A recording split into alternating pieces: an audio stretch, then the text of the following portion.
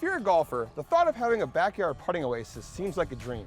A lot of time, hard work, and dedication by Turfgrass professionals is used to accomplish that dream. So today, let's look at what happens behind the scenes at your local golf course.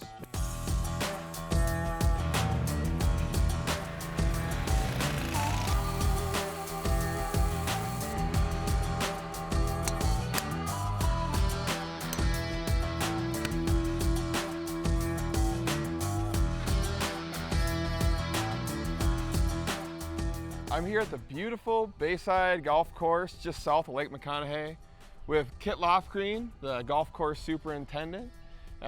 Kit, what are some of the challenges that a superintendent has to deal with that a homeowner may not deal with when maintaining their lawn?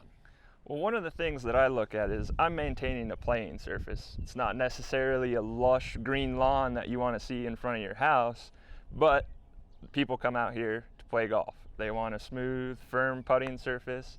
And to get that, we have to apply a spray schedule to control some of the fungus that we have. And the reason we have some of that is because of all the water that we have to throw. Moisture management out here is a big deal. So we're trying to manage surfaces here. Correct. Now we're just trying to maintain lush green grass like Correct. a lawn.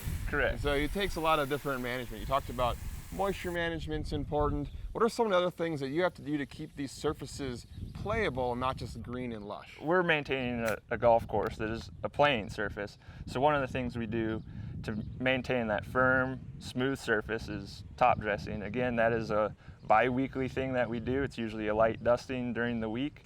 Drag it in, water it in the night before. Usually we don't mow for a day. We'll mow that third day, and things are smooth and butter. I mean, it's awesome. So that sand top dressing is important. It really helps to keep that thatch that a lawn might have, but we bury it with sand and keeps our surfaces smooth. And so that's really an important thing. Yes. And so where do you learn how to do all this? I mean, the biggest thing, you got to go to school. I mean, they teach it all in school, and then with that, you'll visit other golf courses while you're in school, and then you'll go on an internship, and you're going to learn from the best in the business. It is a trade skill. I mean, you're going to learn from other people. What may work at somebody else's course down the road may not work at my course. So a lot of manpower is required to maintain these types of conditions. What are some of the examples of that? Some of the things we have out here, I mean, we cut so low and we have all of our equipment. We have to have someone that maintains that daily.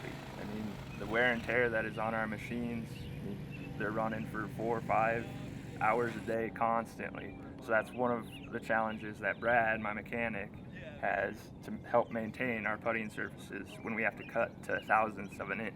What kind of equipment would a homeowner need to have a backyard putting green? One of the biggest things they'll need is a cylinder mower, a real type mower, a backpack sprayer so you can spray every once in a while, fertilizer spreader, and you'll be good to go. And you really are professionals. You put a lot of time into this, a lot of dedication, long hours in the summertime. And that's going on at all the different golf courses. And so if you see a superintendent out in a course, be sure to thank them for their dedication to promote these conditions. So it's not impossible to have a backyard putting oasis. It's important first to make sure you get this greens mower as your first step. And know that you'll probably spend more time maintaining your putting green than actually using it. So ultimately, that decision is up to you.